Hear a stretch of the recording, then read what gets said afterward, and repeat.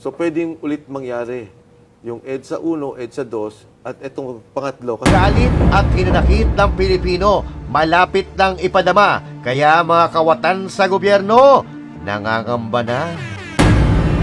November 16 rally, the principles that you espouse are fundamentally similar to the trillion peso march. People, Yes, it's also anti-corruption. all about corruption. However, the difference here is that the aggregation of groups that Correct. you are with, Yes. it's INC will also be there, Kingdom of Jesus Christ is of Pastor Kibuloy, and JIL. All these two. Protesta sa Luneta, maaaring mauwi sa People Power Tree. Ayon yan sa isang retiradong general.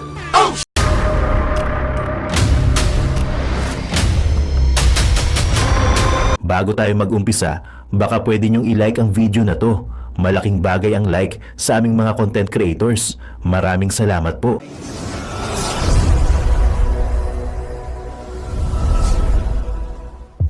Hayop ka talaga! Ang ganda mong lalaki! Eto na mga babayan, People Power Tree na nga ba? My goodness! So mga babayan, napanood nyo yung preview. So panoorin mamaya sabay-sabay yung full video kay Master Judea sa aming mga boss. So bigyan natin ng reaction tong video na to. So sana mapanood nyo yung full video mga babayan. Napakaganda nito. So ito mga babayan ay nalalapit na po ang paghuhukom ni Marcos Jr. Ito kaya ito? So ito kaya ang darating na 3 araw, no? Na 16, 17, 18.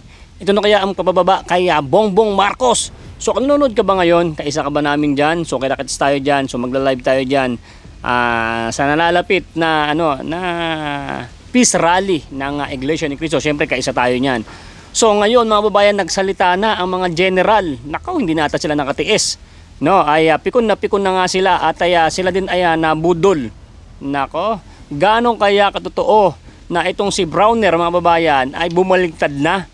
Or talagang kinukumbinsing pa ni Browner ang mga mataas na opisyal para wag iwan ng kanilang pwesto or yung kanilang sinumpaan tungkulin na hindi sila titiwalag sa Pangulo.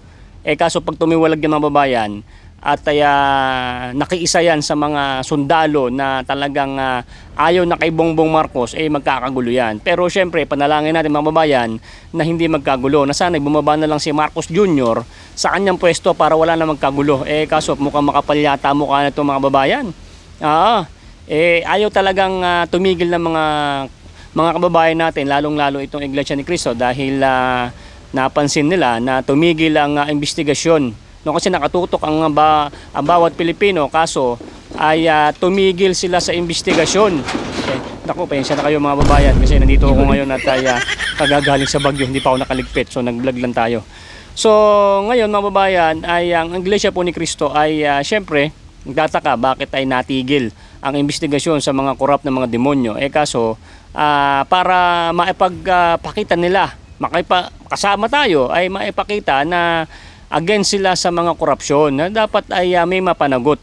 At yun na nga rin, I think dyan kasama na rin yung Marcos resign.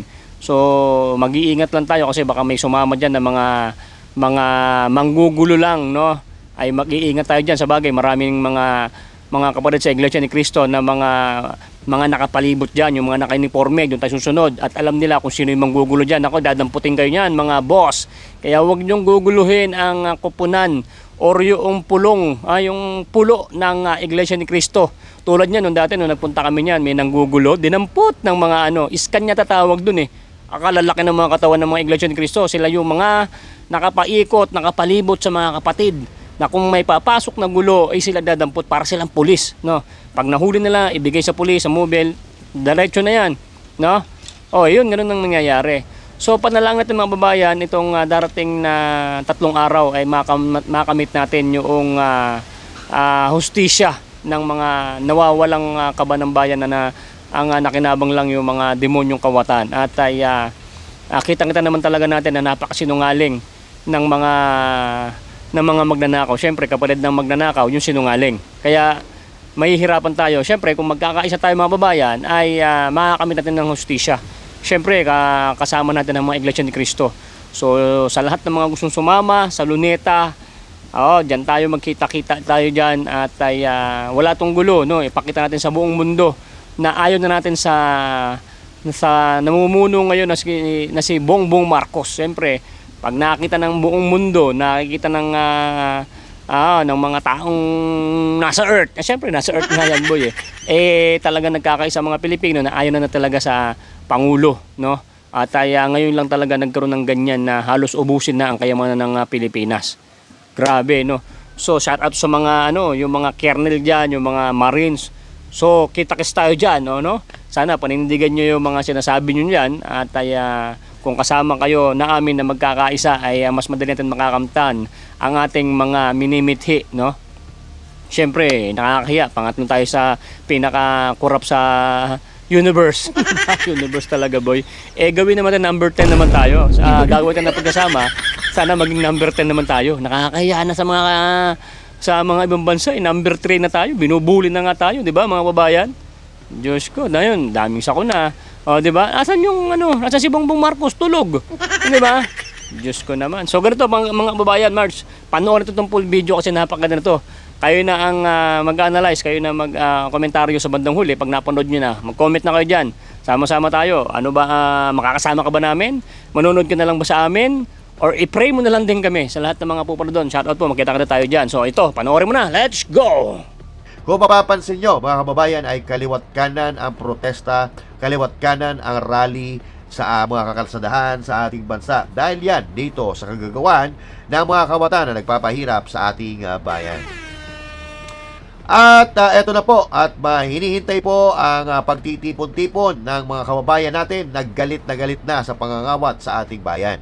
Dahil eto, mangyayari po ang malaking rally na ito po ay pinangungunahan ng Iglesia ni Cristo, Jesus is Lord, at isa rin po dyan ang Kingdom of Jesus Christ, mga kabataan at mga retiradong general na galit na at nagingit-ngit ang kanilang puso sa pambabalasubas sa ating mga Pilipino at pangluloko, pambubudol, panggagago, pananarantado sa ating bansa at sa ating mamamayang Pilipino. So, pag-usapan po natin itong kinatatakutan ng mga magnanakaw, mga kawatan na walang puso, walang pakialam sa mga Pilipino at higit sa lahat, mga demonyong eminenta na ang kaluluwa nila sa impyerno. Oo, mga kababayan, sila po ay natatakot dito, hindi man nila ipakita, takot sila dito at umiikot na ang mga tumbong nila. Okay? Walang iba kundi ang nagngangalit na mga Pilipino, nagngingit-ngit ang mga ulo at puso dito sa mga jablo. Takot po sila sa mga Pilipinong pinagnakawan nila. Medyo nanginginig na po sila. Nanginginig na po ang kanilang mga babolyas sa napipintong protesta na tatagal ng 3 araw dyan sa EDSA at maging dyan sa Luneta. Yan.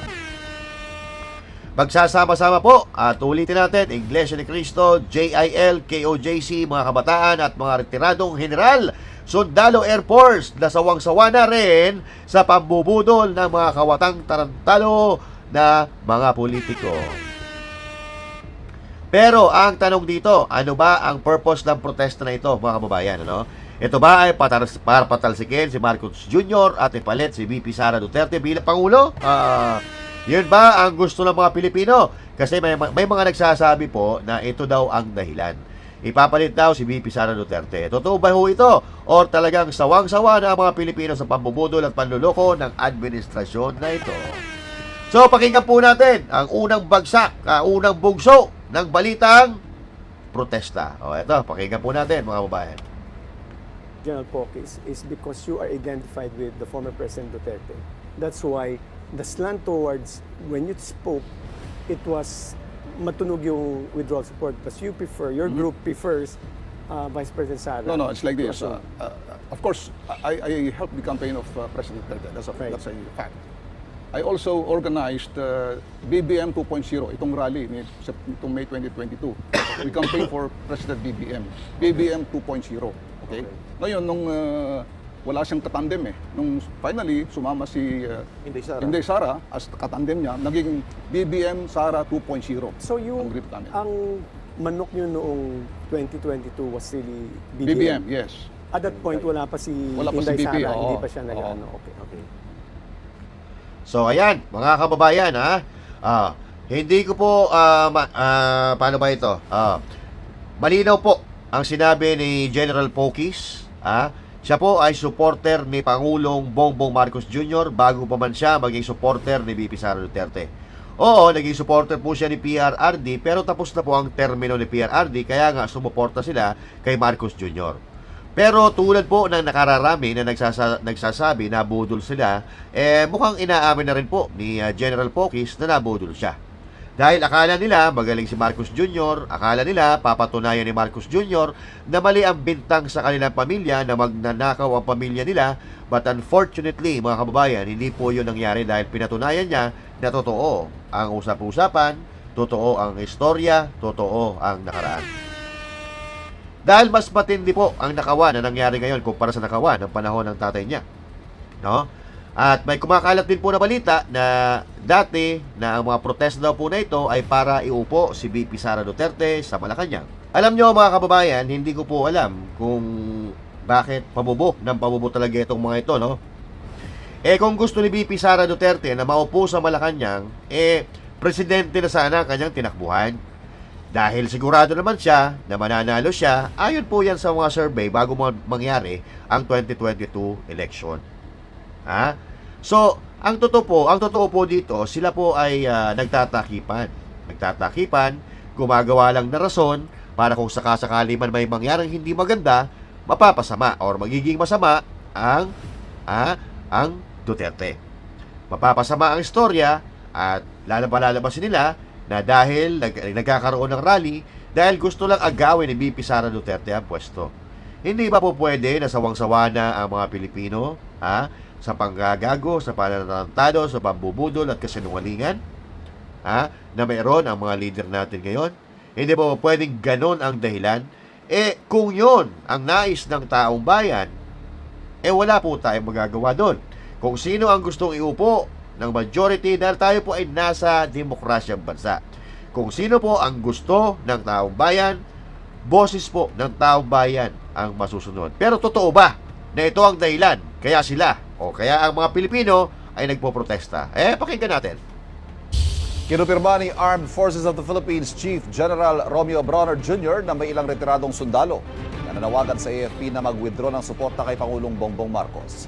Ayon kay Brawner, nangyari ito sa kasagsagan ng malawakang protesta kontra korupsyon noong September 21. Sabi raw ng mga retiradong militar, may ibang mas karapat-dapat na maging Pangulo. Hindi naman daw nila tinuki kung sino. Sa kabila nito, malakas ang tiwala ni Brawner na walang sino man sa mga sundalong sumang-ayon. Binanggit na raw nito kay Pangulong Marcos at ang sabi raw ng Pangulo, malaking tiwala niya sa AFP na gagawin ito kung anong nararapat. Ayan. So yan po mga kababayan ang lumabas na balita at nag-trending nga po ito noong nakaraan dahil di umano may mga retiradong general na kinausap daw itong si General Brawner para mag-aklas or mag-withdraw ng suporta sa administrasyon or sa gobyerno ni Marcos Jr. Hindi ko maintindihan kung bakit kailangan sabihin ni Brawner yan na kasinungalingan naman po pala. At di minsan mga kababayan, wala tayong narinig na kinundi na po ng Armed Forces of the Philippines ang nakawan or korupsyon sa gobyerno ni Marcos Jr. Bagkos, parang ang nakikita po natin ay parang ipinagtatanggol pa niya ang pasimuno sa pandarambong. So yan po yung mga usap-usapan na nangyari noong nakaraan na di umano. Ito nga, lumapit ang mga general kay Brawner at inaanyayahan siya na mag-withdraw ng suporta kay Marcos Jr. Pero ang katotohanan po mga kababayan ay lumalabas talaga. Kahit ang kasinungalingan, kahit pagtakpan mo po yan ng pagtakpan, kusa po yan ang sisingaw at ililitaw po niyan ang katotohanan. So, ano nga ba ang katotohanan? Inalok ba siya or in-encourage ba siya na mag-aklas o mag-withdraw ng suporta sa administrasyon ni Bongbong Marcos Jr.? Alamin po natin doon sa general mismo na nakipag-usap sa kanya. Retiradong general. Ito. Pakinggan. Usap niyo po si General Brawner. Ano pong sinabi niyo? Hindi, in-explain namin, we are not, So you were aware of the rumors going Yes, on, yes. so you need to speak to Correct. General Brawner. Ngayon, ang pinahiwatig namin sa kanya, sabi namin, we are representing the people, ipinapahiwatig namin yung sentimiento ng mga tao dito sa matinding corruption na ito. Yan. At merong general kasi doon, na Southern Luzon naman, na nagpa-press release na, okay, sumasama sila kaya nakikiramdam sila, nararamdaman nila yung hinaing ng mga tao, parang ganon. Anong sagot ni General Bronner? Ang sinabi ko lang doon na tinitwist nila na hinihikayat ko raw siya na mag-kudita o mag-withdraw support. Ayun. So yan mga kababayan, malinaw po sa pagkakasabi, tinutwist po nila. Tinitwist yung usapan. So, totoo naman, kinausap po pala ni General Pokis itong si Browner, pero hindi nila sinabi na mag-withdraw ng suporta sa gobyerno. So parang sa tingin ko, sumisip-sip itong si Browner kay Marcos Jr. Nagawa niya magsinungaling para masira siguro si Pokis o bumango naman ang pangalan niya kay Marcos Jr. Pero ang malinaw po, hindi po siya hinihikayat ni General Pokis na mag-withdraw ng suporta. Hindi naman po tayo may sabi, si General Pokis mismo. At ang pinagtatako lang, bakit ganito ginagawa ni Browner? Lumalaro ba siya para manatili ang tiwala sa kanya ni Marcos? Kasi iba po yung naririnig po natin sa baba niya yung mga junior officers, yung nasa baba niya. Yung nasa baba niya, galit din po sa korupsyon. Pero itong si Browner po, hindi natin naririnig na kinukundinan niya ang malawakang korupsyon sa Pilipinas. Kaya sa tingin ko naman, kapag kumilos ang taong bayan, ay sigurado kakampi sa taong bayan ang ating mga militar at ang ating mga kasundalawan, dahil yan naman po ang kanilang adikain or yan po ang kanilang sinumpaan. Okay, so ituloy po natin muna. Sabi ko lang, baka naman yung armed forces, No, when you were faced with him and then you explained that, General, sabi mo, hindi kami nanggugulo, may mga reklamo kami lehitimo. yeah. Ano pong sagot niya sa inyo? Hindi, nakikinig lang siya. Kasi yung alam naman natin na nababalidate nila yun. Ngayon, ang sinabi ko lamang doon na maaaring tinitwist nila, ay sinasabi ko lamang, baka naman yung armed forces ay hindi lamang mag-press release about corruption, kung pwedeng verbally sabihin, mag-conference siguro na sabihin na ipigil na yung corruption na yan at dapat panagutin, parang ganon. Essentially, you are not for withdrawal support. No, and in no, fact, no. you are maintaining the professionalism of the armed Correct, forces. correct. So they should not get involved in any No. political upheaval. May mga Pero lumalabas. inikayat niyo po si General Bronner na, General, baka pwede naman magsalita kayo about Correct. corruption. Yun lang ang Yun sinabi lang. namin. Okay. And then we can vouch for that. Andun lahat ng mga battle staff niya, mapuro Yeah. ng generals yun Oho. Ang sinabi niya, okay, don't worry, sir. Mga seniors kami sa kanya, although we are retired. Correct. Sabi niya, nararamdaman namin, naririnig namin ang hinaing ng tao. Hindi kami bingi, hindi kami pipi, hindi kami bulag. Yun sinabi niya. Yun naman po pala mga kababayan So malinaw po sa atin yan na kung meron man na magsisisigaw dyan ng Marcos resign, Bangag resign, yan po yung nararamdaman ng mga Pilipino. Pero being a leader or organizer nitong gagawing rally sa 16, 17 at 18 na isa yan sa leader, si General Romeo Pokis mga kababayan.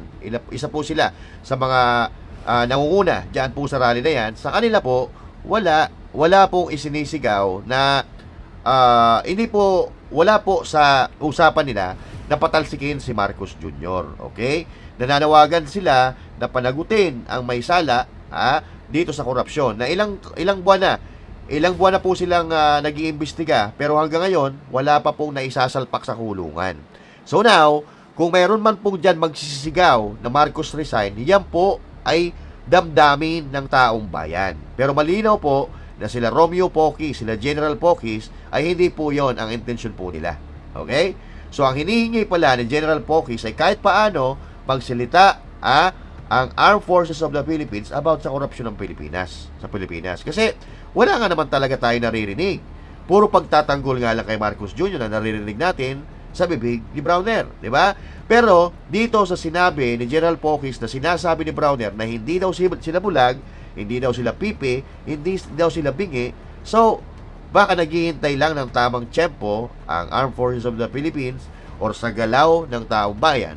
Pero ano nga ba talaga ang layunin ng protesta na ito? Ito ba ay para patalsikin nga si Marcos Jr.? At sino-sino ba ang mga kasama sa protesta na ito? Kasi sinabi ko na kanina kung sino-sino, pero mas malinaw po nating alamin kung sino po talaga ang mga sasama dito. Kung sino-sino, kung ito ba anong uri ng pamayanan or komunidad or mga tao ang mga sasali dito. Kasi hindi po tayo papayag or hindi po maganda na mahahaluan po tayo ng mga kaliwa. Oo. So, yun po ang iniiwasan natin. Ayaw po natin dyan sa mga kaliwa. So, ayan, alamin po natin kung sino at kung ano ang expectation ng mga dadalo sa protesta na ito. Oo. Pag-agaw ba sa kapangyarihan o para mapanagot lang ang mga kawatan sa kanilang pambabalasuba sa Pilipinas? Okay? So, sige, pakinggan. Your November 16 rally, the principles that you espouse are fundamentally similar to the trillion peso march. People, Yes, it's also anti-corruption. all about corruption. However, the difference here is that the aggregation of groups that Correct. you are with, Yes. it's INC will also be there, Kingdom of Jesus Christ is of Pastor Kiboloy, and JIL. All these two organizations are under siege because the founder, Pastor Kiboloy, is under arrest. Yes. And then on the JIL, it's Senator Joel Villanueva is also under fire.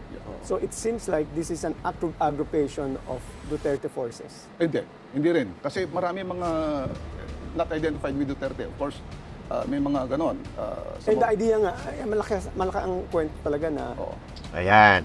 So dito kasi mga kababayan, ang sinasabi kasi, siyempre yung mga kalaban ng mga Duterte, kanina nga naglabas si Montulfo, di ba? Naglabas si Montulfo ng mga listahan kung sino-sino ang pasimuno at kung sino ang financier nitong rally na ito. Ang financier daw, si BP Sara Duterte, Chavit Singson at saka si Pulong Duterte. Ang galing naman ni Tulfo. Ang galing naman ni Montulfo, no? Kung kailan tumanda, saka nagginago. Di ba? Kakalabanin mo yung mga retiradong general. Hindi ka nga umubra kay Claudine, Di ba? Alam mo, mayaman naman ang mga kapatid mo. Si Rapi Tulfo, si Erwin Tulfo, Ben Tulfo. Bakit di ka na lang doon magpapapansin?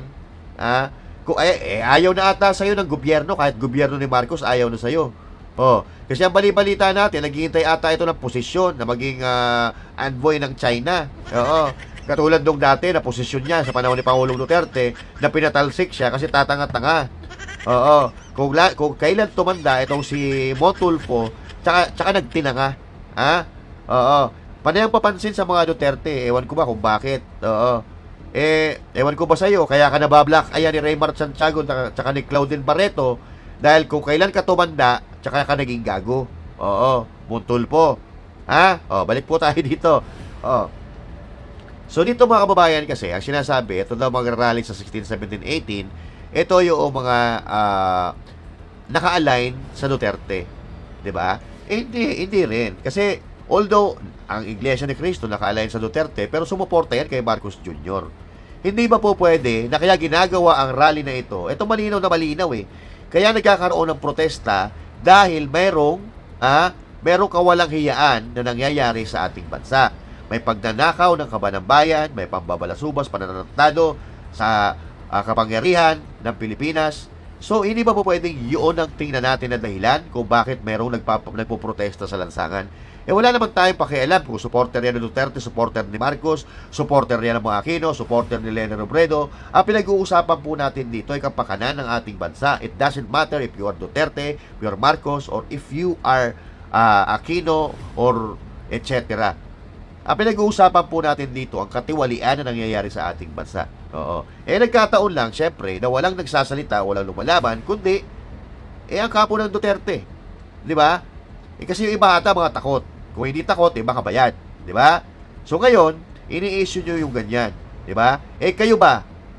Kahit saang paksyon kayo nakadikit, sa Dilawan, Pinklawan, Pulawan, Duterte, hindi ba kayo nagagalit na ninanakawan ang bansa natin? Hindi ba kayo nagagalit na tinatarantado tayo ng mga leader natin? Dapat yun ang tingnan nyo. Huwag yung titingnan kung saan ka naka-align na grupo, tingnan natin kung saan patungo ang bansang ito. Tingnan natin kung ano ang may tutulong natin para umunlad ang bansang ito. Tingnan natin kung ano may tutulong natin para mapanagot ang mga kawatan na nangbabalasuba sa bansang ito. Kung pwede ba, ganun muna. Huwag natin muna tingnan ng kulay. Kasi doon tayo nandidiskaril Kanya-kanya tayong tira Kanya-kanya tayong palag.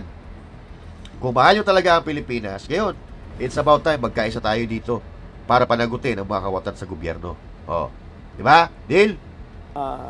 It's going to be, you'll force the issue, there will be a withdrawal support, and they are very confident that Vice President Sara Duterte will be able to assume the presidency. Ganito I'm just telling this. Of course, we know that, yung mga ganong scenarios, ito nga, lately nga may nagsasabi na may movement daw kami na ibabagsak si PBBM.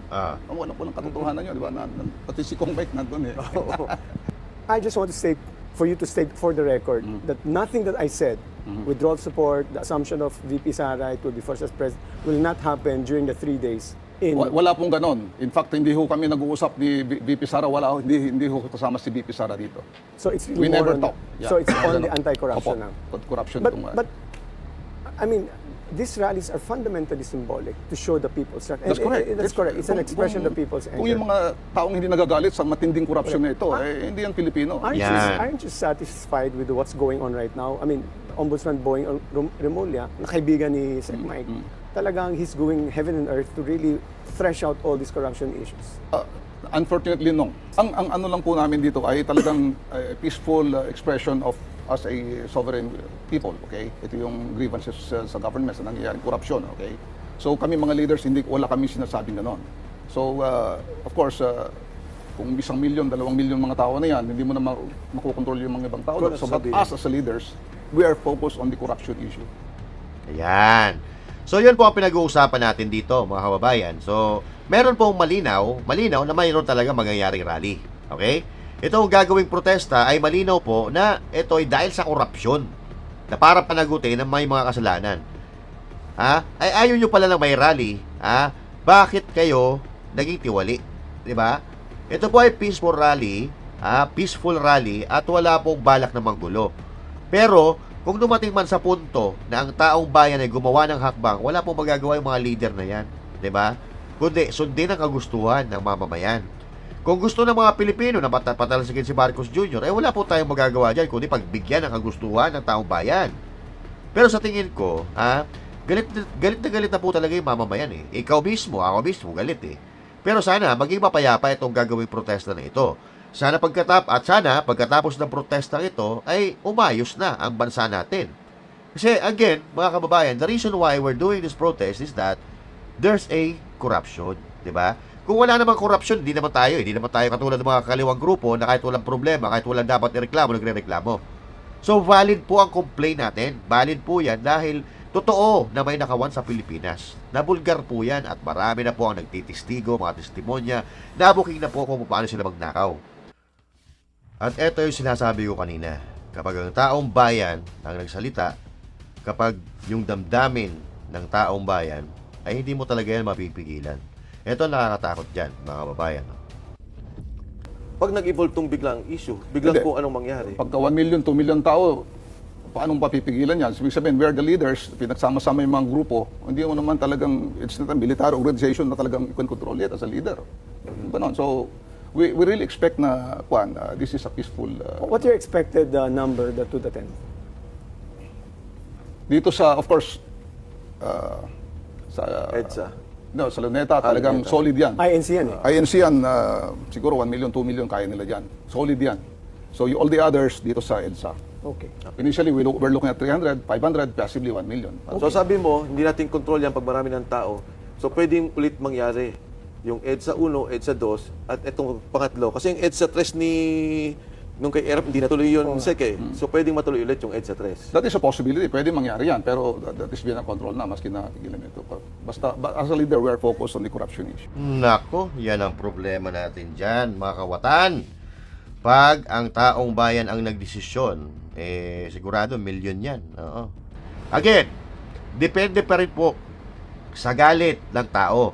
Kung milyong-milyong Pilipino po ang galit na sa sitwasyon ng bansang ito, abay, tao pa rin po ang masusunod. Tao ang huhusga, tao ang magbibigay ng hustisya kung ang administrasyon ni Marcos Jr. ay hindi kaya na bigyan tayo ng hustisya.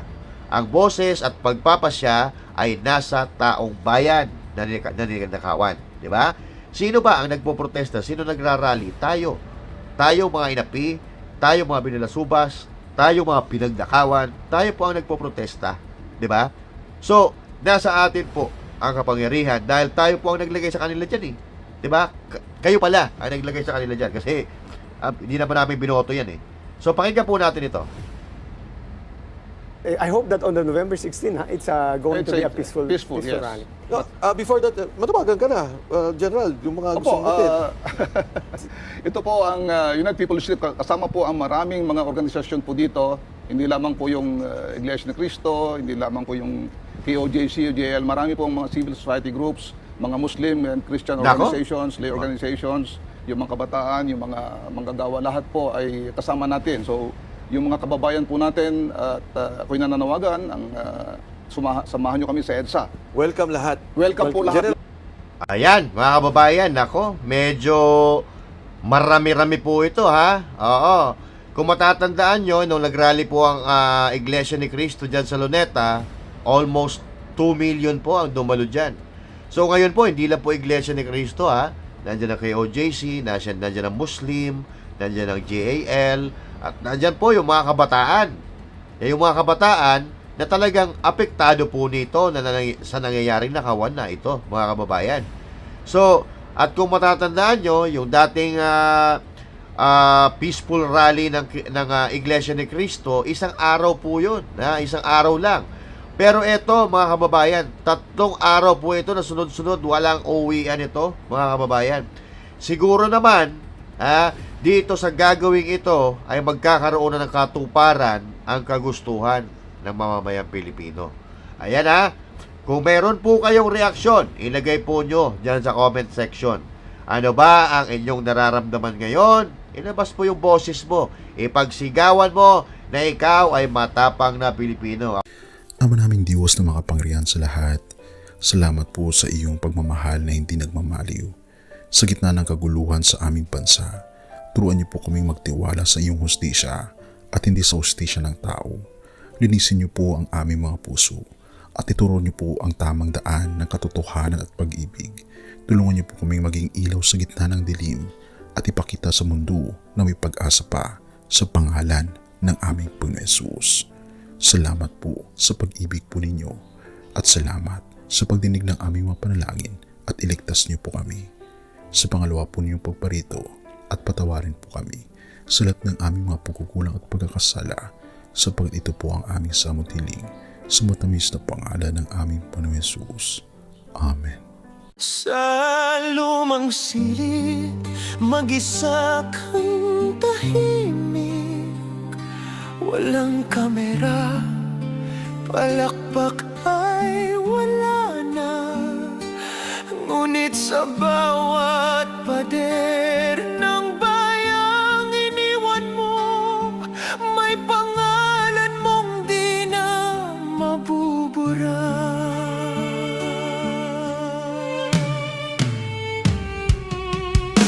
Minsan kang naging balikat ng mahihina, kalaban ng takot, kakampi ng masa. Di mo man laging nasabi ang tama, pinili mong ipaglaban ang madla. Hindi ka sakdal gaya naming lahat, pero tumindi ka nang walang pag-atras. At ngayong pagod ka na, tatay, kami naman ang sasalo ng bawat bigat.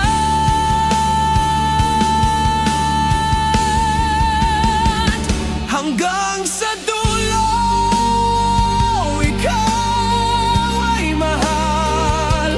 Kahit papagod na ang iyong katawan, tatay, salamat sa iyong paglaban. Ngayon, kami naman hanggang sa dulo.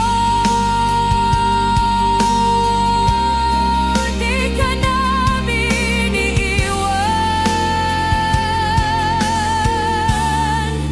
Ang kwento mo'y dala ng bayan.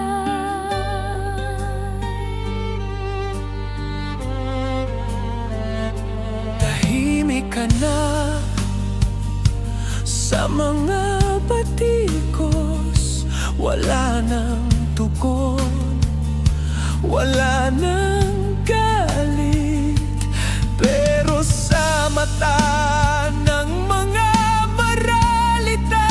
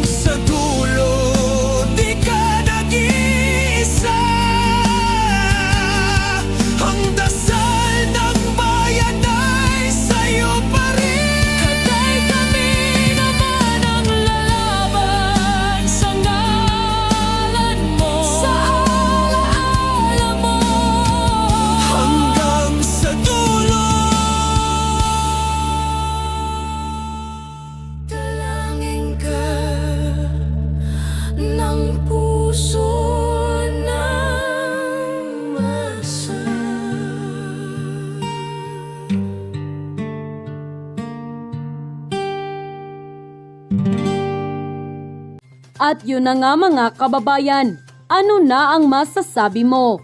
Kung mayroon kayong hinaing at komento patungkol sa balitang ito, please comment down below. Pag-uusapan natin yan sa comment section. At kung nagustuhan nyo ang video, ay huwag kalimutang mag-like at i-share na din para mas marami pang makaalam at umabot ito sa marami sa ating mga kababayan. Maraming salamat po. Mabuti pa ang sardinas, may label. Eh tayo, wala. Oo nga pala.